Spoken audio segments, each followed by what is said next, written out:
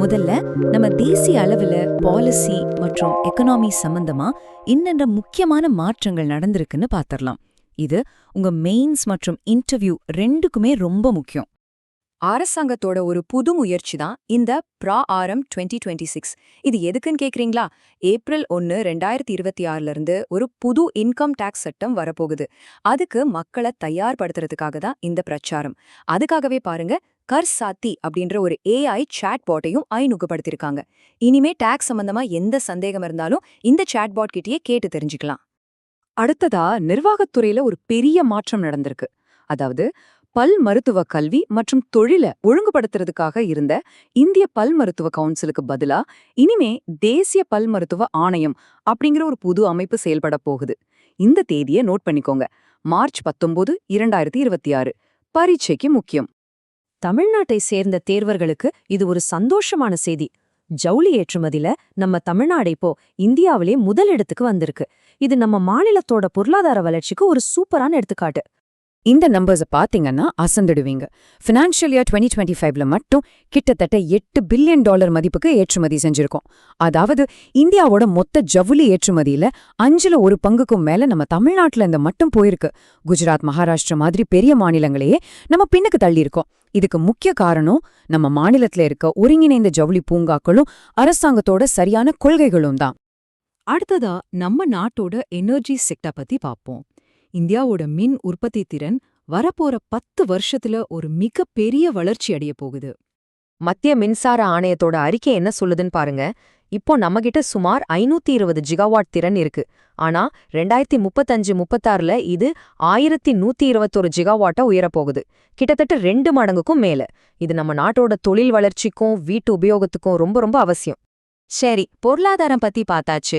இப்போ நம்ம நாட்டோட பாதுகாப்பு மற்றும் டெக்னாலஜி சம்பந்தமான சில அப்டேட்ஸை பார்க்கலாம். சர்வதேச அளவுல இந்தியாவோட பாதுகாப்பு ஒத்துழைப்பு நாளுக்கு நாள் வலுவாயிட்டிருக்கு. அதுக்கு ஒரு உதாரணம்தான் அமெரிக்கா நடத்துற கடல் நாகம் 2026 அப்படிங்கிற இந்த முக்கியமான கடற்படை பயிற்சியில இந்தியா கலந்துக்கிறது.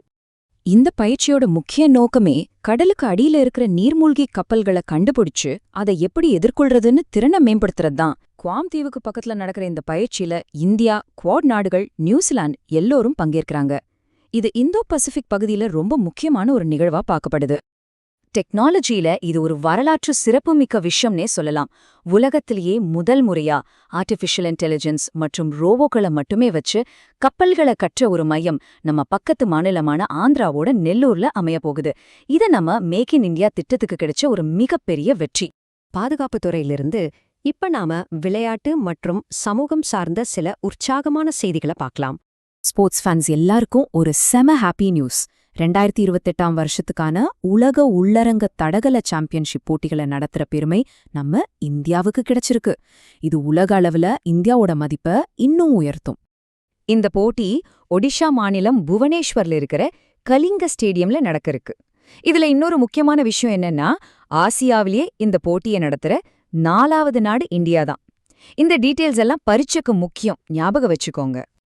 இப்போ நம்ம நாட்டோட மனிதவள மேம்பாடு தொடர்பான சில முக்கியமான புள்ளி விவரங்களை பார்க்கலாம். சோஷியல் இஷ்யூஸ், எக்கானமி மாதிரி பேப்பர்கள்ல இந்த மாதிரி கேள்விகள் வர நிறைய வாய்ப்பு இருக்கு. இந்த எண்ணைய நல்ல ஞாபகம் வச்சுக்கோங்க. 116. ஆமா, 2026ஆம் வருஷத்துக்கான உலக மகிழ்ச்சி அறிக்கையில இந்தியாவோட ரேங்க் இதுதான்.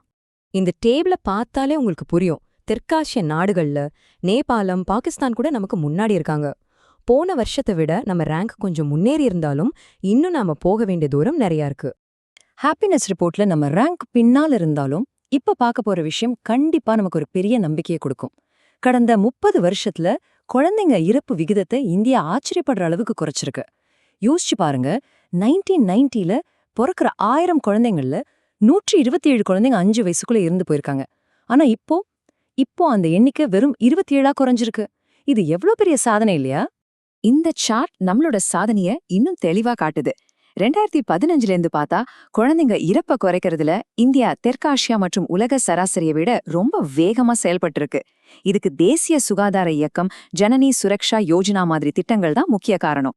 சரி, இந்தியா பத்தி பார்த்தாச்சு. இப்போ உலகம் முழுக்க நடந்த சில முக்கியமான நிகழ்வுகளையும் அதனால இந்தியாக்கு என்ன பாதிப்பு வரனான்னு வேகமா ஒரு ரவுண்டு பாத்திரலாம். உலக அளவுல பாத்தீங்கன்னா மிடில் ஈஸ்ட்ல பதட்டம் தொடர்ந்து நீடிக்குது. இதனால ஹார்மோஸ் ஜலசந்தி வழியா வர்ற சரக்கு கப்பல் போக்குவரத்து பாதிக்கப்படுது. இது நம்மளோட பெட்ரோல், டீசல் மற்றும் உர பாதுகாப்புக்கு ஒரு பெரிய சவாலா இருக்கலாம். உக்ரைன் போர் 5வது வருஷமா தொடர்றது உலக பொருளாதாரத்தை பாதிச்சுக்கிட்டே இருக்கு.